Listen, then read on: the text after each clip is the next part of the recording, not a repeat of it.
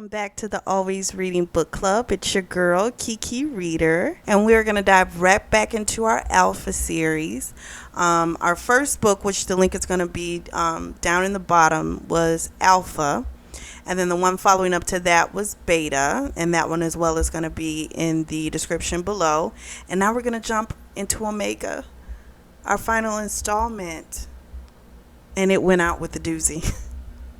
So, I kind of maybe forgot to tell you guys in the last book, Beta, they actually got engaged. While they were on the boat, he gave her this great speech and he asked her to marry him. So they are engaged, Kiri and Roth. That was the little part I forgot from the other one. I'm so sorry.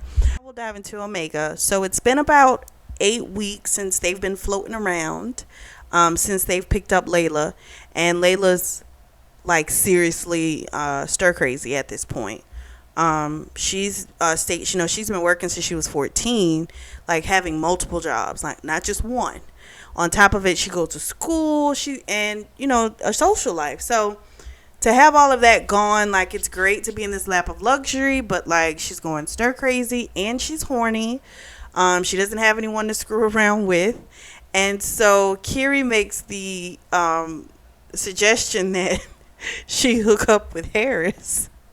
And so Layla's like, of course not. Like, no, And then Harris kind of comes up and lets Kiri know, like, he has excellent, hearing. And he's like, no, it wouldn't work out between me and her. And so Kiri's like, oh, I just thought it was an idea. And she kind of left it alone. But she really didn't, because, in the back of her head, that's like the perfect situation. Like, she's with Roth, and then if Layla could be with Harris, like, that's kind of perfect.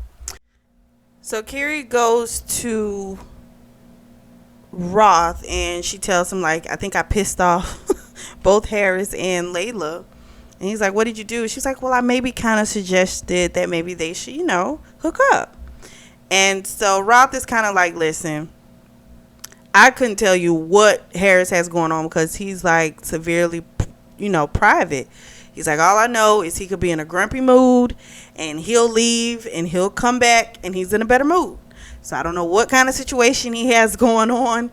He's like, but, he's super private. So I don't see that happening at all. So then he puts to her the question, we've been engaged for a little while, like, would you, about getting married? And so her question is, okay, do you want to get married because you want to, or is it because you think that's what I want? She's like, in which case I don't want to do it if that's the reason. So he's like, well, what's the difference? So she tries to break it down to him and give him the difference. And the truth of the matter is he just wants to marry her, but there is probably an underlining thing, and she can't figure it out, so that's why she's, I think, a little skeptical as well. So they have like this hot session. Of course, Kiri's super loud like she always is.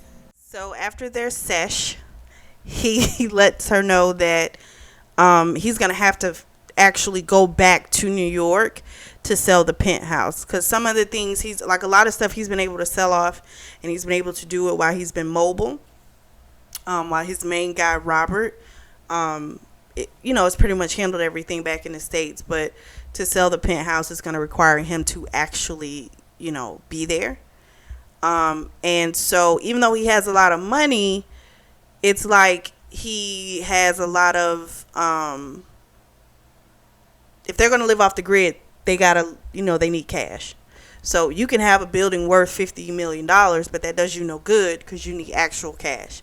So that's what he's been doing, selling off his different assets so that they'll be able to have cash to just kind of sustain this lifestyle. So they're going back to New York, and he kind of asks, Kiri kind of how she views the whole situation with Vitaly. And her thing is, I really don't want to live a life where I've got to look over my shoulders for the rest of it. I don't want to do that. I would rather just face him head on, and then what happens, happens. but at least there's a resolution. You know, if we die, we die. It's kind of like her thought process. But that whole unknown thing, she doesn't like the idea of that. And so he's just like, you know, he hears her, but it's like it's a little safer not to do it that way. So he also lets her know, okay, well, you know, we need to start, you know, kind of planning the wedding. So they go back to New York. They do a walkthrough of a home, kind of just, you know, go, you know, memories and things like that. They can't help, of course, but think of Eliza, which is what they named the boat that they're sailing around the world in. And that was a sad moment for both, you know, Kiri and Roth and Harris. And so they all get back in the car. At first, Kiri, Roth, and Layla were in the back seat, and then Layla was like, you know what? I'm going to just go sit up here with Harry because I know you two are going to start touching each other, and I just don't want to be here for that. And so she goes up front to be with Harris, and then, of course, sure enough, that's when they start at it. He starts fingering her, and he winds up making her squirt, so she's like got him all wet, literally. And then she, of course, goes down on him, and she's just finishing up her blowjob, and he's about to put it away when Layla opens the what would it, I think it's called like I want to say a separator, but I know that's not it. But so she like opens that up, and she's like, God dang, y'all can just wait, you know, like we're right here. And she's like, well, be glad you didn't like open it a little few minutes sooner because you would have saw more. And she was like, oh my gosh. Kiri comes back and she's like, you shouldn't have a problem, Layla, because hell, I walked in on you and you just kept going. And she was like, well, we were in the shower and you said you had to pee, so I wasn't going to stop. We were almost done. And so then Kiri says how after that, the guy that she was dating at that time, it wasn't Eric, but it was another guy that apparently, I guess he kept trying to like proposition her all the time. And Layla's like, I didn't know that. Like, you never told me that, you know? And she's like, yeah, I didn't want to like upset you or anything like that. I knew you liked him. And so Layla kind of has this look on her face. And so she starts to get like super defensive. And I guess she didn't like the look that Harris' face made at that moment. And so she kind of went in on Harris. And she's like, are you being judgmental, Harry? That's what she calls him when she gets mad, is Harry. She's like, are you being judgmental? Like, yes, I like to give blowjobs. What's wrong with that? I've given them everywhere. I've given them in cars. I've given them in showers. I've given them in movie theaters. I like to give blowjobs. Is there something wrong with that? And so Harris is like, that's not a problem at all. If you want to suck everyone, that's you. Like this banner going back and forth between the two of them. And it's like, you know, something's going on because it's like, Layla's getting upset, and it's like, why is she getting so mad? It's just like something's going on with these two, but you don't know what has actually happened, if anything has happened. Harris being such like a shut down person, it's like, but you're kind of seeing little things seep through. It's kind of like, well, what is going on with these two?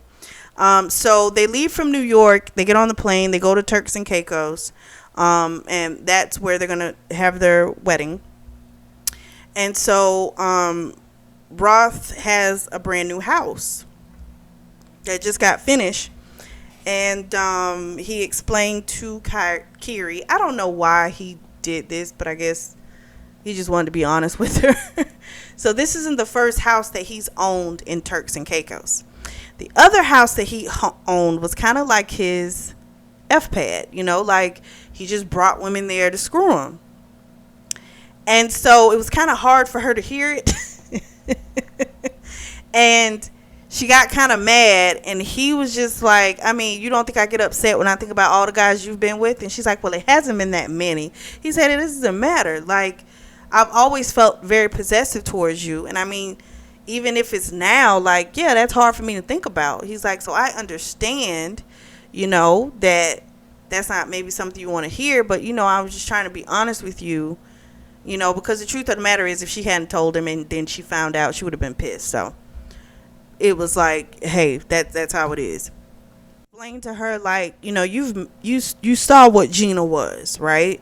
So imagine coming from something like that where you thought you loved that person, but that person used your affection and treated you a certain way and tried to kill you. Would you be so open to just love people? And he's like, so yeah, I'm not proud of it, but that was the way I handled myself for all those years. And so they're in Turks and Caicos, and Layla and Kiri, they're still kind of off. They're off. Like, Layla's still mad at her from that little tension in the limo ride to the plane. So she's still mad. So Kiri's like, you know what? Let me get some wine and let me try and talk to her to kind of like, make peace. And so she goes out there, and pretty much Layla just kind of tells her, yeah, you're kind of a horrible friend because, you don't realize how bad it was for me back home. So apparently Eric broke up with her. She didn't break up with Eric. He left her. And then she didn't have any place to go, so she lived in her vehicle for a month, and she would take showers at like the YMCA. And she was like, when you called, I was about to sign a lease because I had finally gotten enough money so that I could get my own place. And she was like, you were just roaming around the world, and like my world was just falling apart, and you were nowhere to be found. And my thing is, you should have called her. But she has this issue with asking for help. But then at that point, then you should suffer.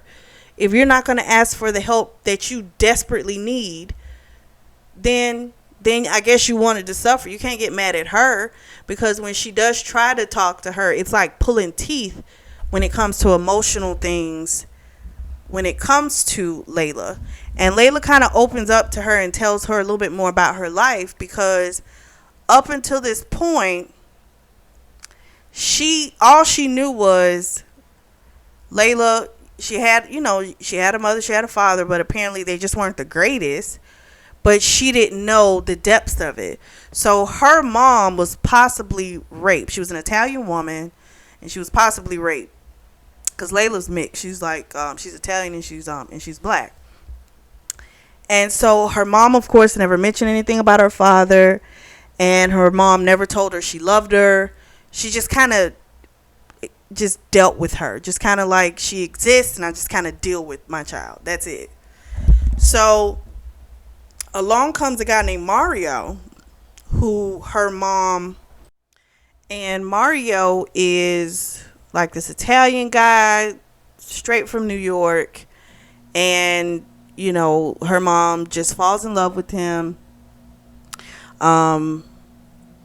That becomes her stepdad, and then they have a child together, and that child was like their world, and the child's name was Vic. But they loved and doted on that little boy like you would not believe. And it was like, Mario was nice to her before the child came along. He was nice to her, but once he had his own kid, it was like she didn't exist. She really was kind of on her own. They just didn't care. Well, her brother, I think he was about 8 or 9 years old, because she was 16 or 17, and he got really sick. He got leukemia, and he died. And her mom and Mario, it just destroyed them, because that little boy was their life. And so they both started drinking heavily. Mario started going out, coming in completely drunk. And then one day he left the bar. He was super drunk, and he got into this bad accident. He